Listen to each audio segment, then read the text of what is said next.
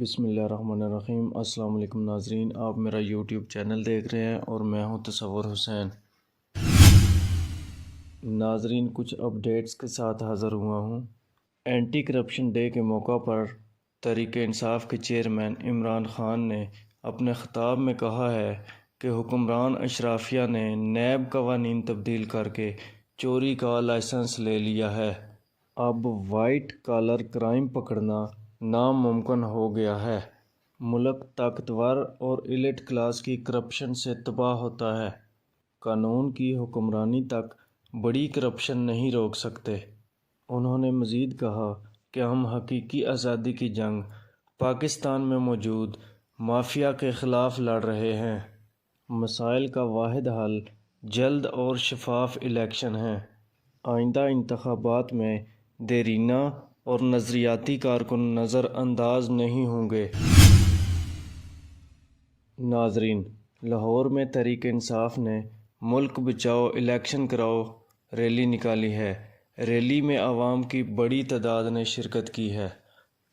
P T I کے رہنما شفقت محمود نے ریلی سے خطاب کرتے ہوئے کہا کہ 7 ماہ میں امپورٹڈ حکومت نے ملک کو تباہ کر دیا ہے۔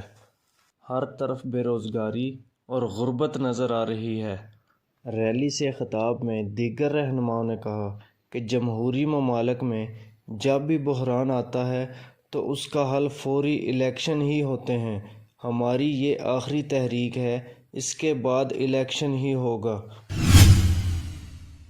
ناظرین، وزیر اعلیٰ پنجاب چودھری پرویز الہی نے کہا کہ 30 سال حکومت کرنے والے کہتے ہیں کہ ہم نے دھیلے کی بھی کرپشن نہیں کی۔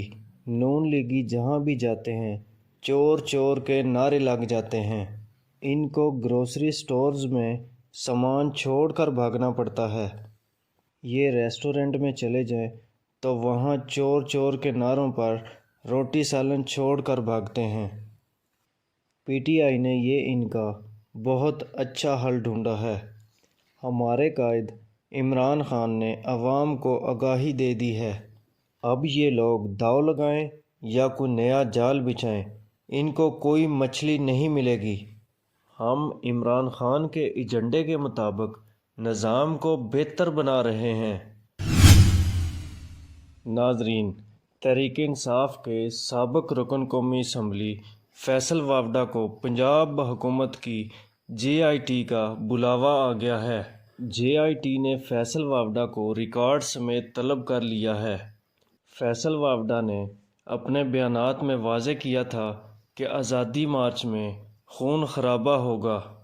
جے آئی ٹی نے فیصل وافڈا کو تمام دستاویزات اور قومی شناختی کارڈ کے ہمراہ پیش ہونے کی ہدایت کی ہے۔